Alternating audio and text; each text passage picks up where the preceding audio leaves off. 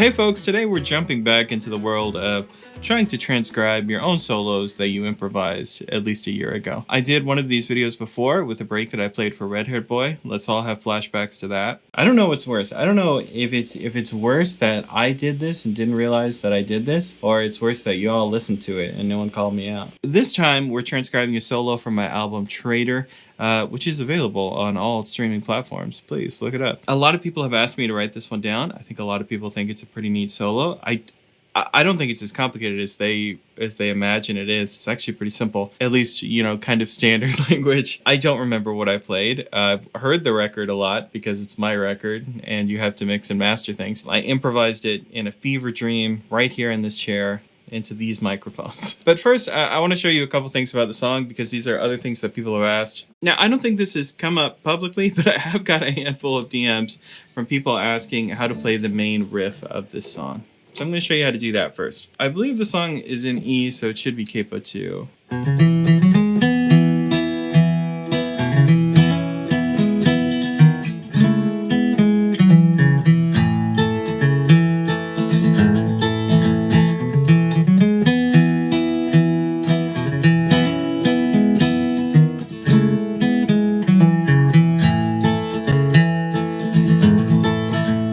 It's very interesting riff to play, right? It's not your standard like bluegrass guitar situation. Other than that, I mean, watch out for that weird bar of 6/4. You could feel it as a bar of 4 and a bar of 2 at the very end. You should be able to play the lick. So another kind of interesting thing about this track is it has a couple like groove and feel changes, and that's going to affect how we transcribe today. So normally we're used to working with things that have a bluegrass feel, kind of like a boom chuck, boom chuck, boom chuck. Now I know you hear that boom chuck, boom chuck, boom chuck, boom chuck. No Moses down. The part where the guitar break comes in actually doesn't feel like that. It's not boom chuck, boom chuck. It's not 1 2 3 4 1 2 3 4. Take a listen to the guitar break.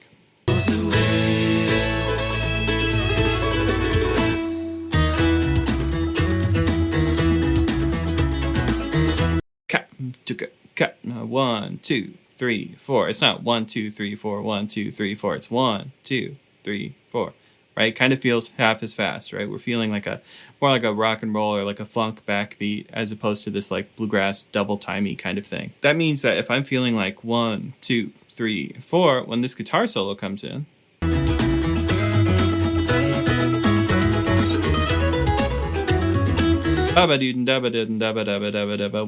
2 3 4 1 E and a 2 E and a 3 E and a 4 E and a. It means that normally I write my bluegrass stuff down in 8th notes, but for this break, because I'm feeling sort of that rock and roll backbeat kind of thing, I probably have to write it down in 16th notes for like the groove to make sense with what's on the written page. All that to say, I'm writing this thing in 16th notes. So let's roll this thing back and let's just get started.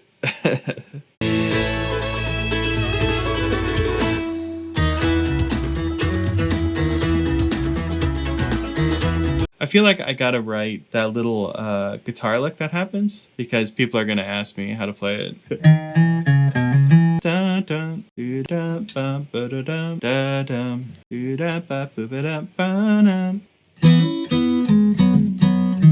I shouldn't be so excited about learning how to play my own guitar riff. I can tell you that when this came out, when this section of the song happened, because I kind of wrote it while I recorded it, I realized it needed a bridge. Kind of did the whole guitar solo and this little riff and programmed the drums and did all that work kind of in one night. So I haven't really come back to it at any point.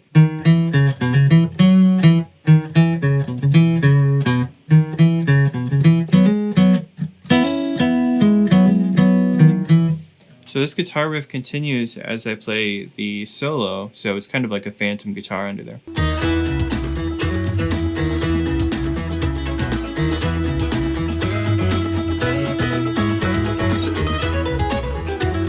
All of the instruments that aren't the soloist are all run to a bus and they have a compressor on them, and that compressor is sidechained to the soloing instrument. So you can hear as soon as the soloing starts happening, everything underneath it, you know, drops down by maybe a dB or something. But that's the trick. That's how it works. If you're like, hey, that background guitar got quieter when the lead one came in, that's what's happening. So you repeat that forever if you're guitar 2. And if you're guitar 1, let's figure out how this solo goes.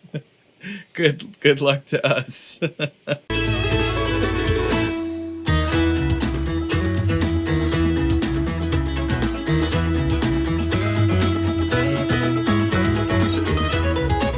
So it sounds like I'm just playing that high D note relative to capo.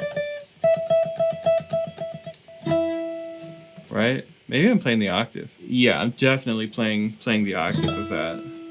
I don't know, it makes me think of like the high note in like I Want You Back by the Jackson 5, how there's just kind of like a wailing note up there. You guys know what I'm talking about. I think that's kind of the vibe I was trying to impart here. And then the break finally starts right here. The real quick slide from 9 to 10.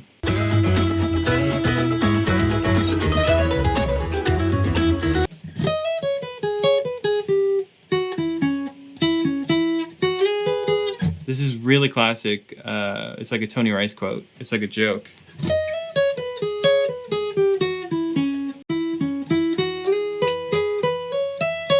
Da, da, da.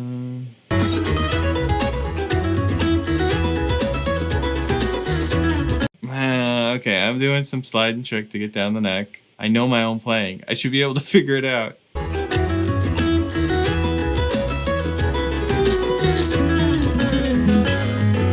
Alright, so that makes sense to me now. That makes sense. Descending on G and D strings. Dirty third.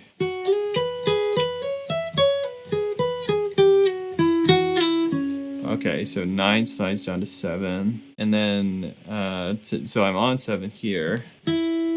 So I have to slide down to 4. 7 slides down to 4. Then I play 7 right here. 4 slides down to 2. I think that's right.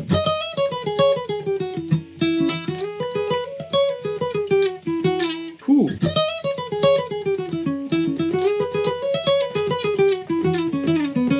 Something like that.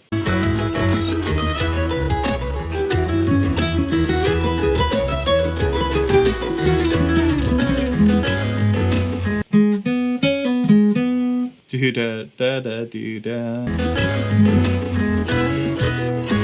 Okay, this is tough because every single time the lick ends, I either double the lick or like I play a harmony or like I do a little something to line up with this part of the lick. That's what I'm playing right there. Like that's kind of the spot we are in the break. Because this is weird because I'm counting this in 2 different ways. I'm feeling this in different meters and it's not working out. Yeah, right. So it's actually something like that. And that makes that whole first passage of the break kind of count out, right? See, because I need 4 bars. And so since I wrote this in 8th notes, even though I said I was going to write everything in 16th notes. Oh, man. I'll leave it like this for now. But I do want to change that. I don't know if I'll get to it in the video.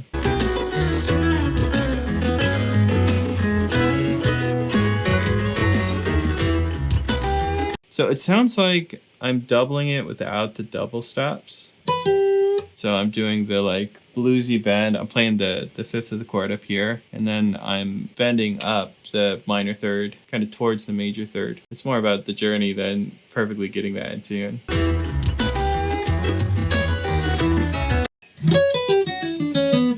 Oh, and then this is a Tony Rice pull.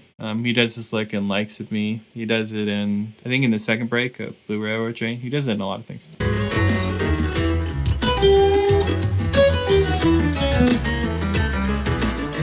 I think there's a 16th note rest. It's so hard to make it up.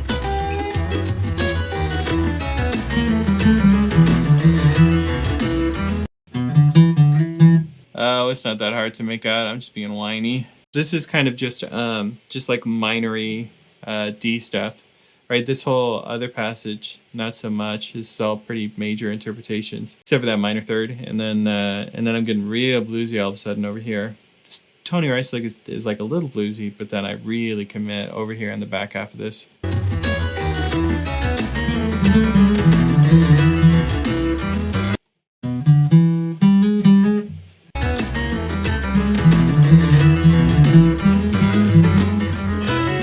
Okay, da da da da do da da do da da.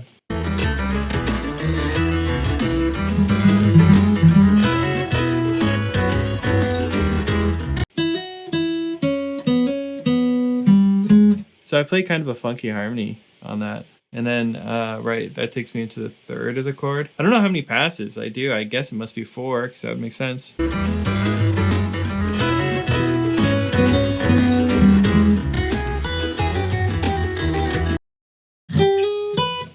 that's right.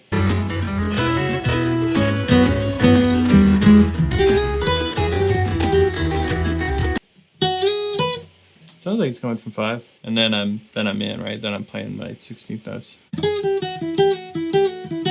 So iterating on this, not in a super interesting way, but enough to like keep the line going.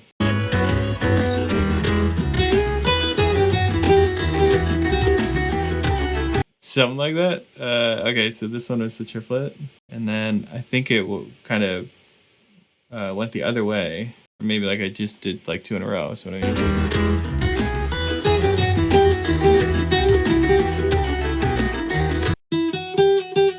Okay. So I play that note right there. Okay, so I heard the low note, I'll pull off, the low note again, and then a triplet.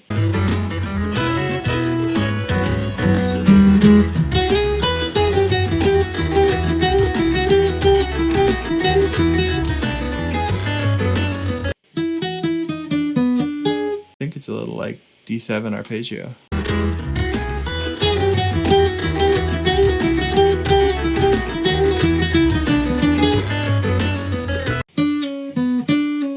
So, do. So the first time it's a slide, then it's a pull off, and then it's another slide.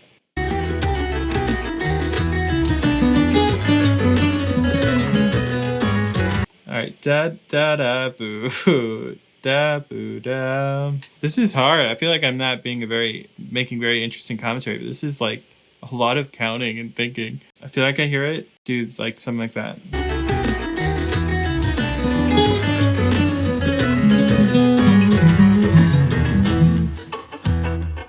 All right, so this one goes down. I don't think I'm interrupting. I can go like that. Okay, just for funsies, maybe let's get a take along with the song, yeah? Remember, just like always, you can get the tab on the website.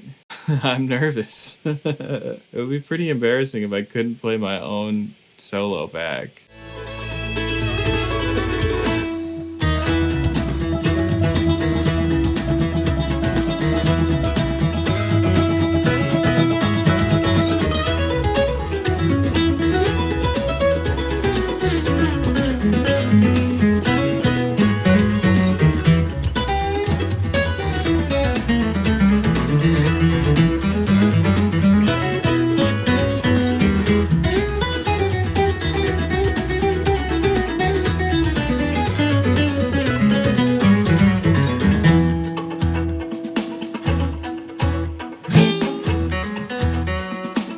That's probably more fun than it should be, right? It's my own solo. I hope you enjoyed watching me do that. If you want to learn my break from California, now you can. Like I said, I don't think it's quite as interesting as most people think it is. It's kind of a lot of standard language, but it's I think the groove behind it is probably cooler than the break itself. Anyway, you all have a good one. Get the tab on the website. I'll see you next time. Tuesdays at Tuesdays live streams. Word vomit. Live streams every Tuesday, 6 p.m. Eastern. I'll see you there. Have a good one, everyone. When I say there's a whole lot of sand, so you hit promised land and wash all your troubles away.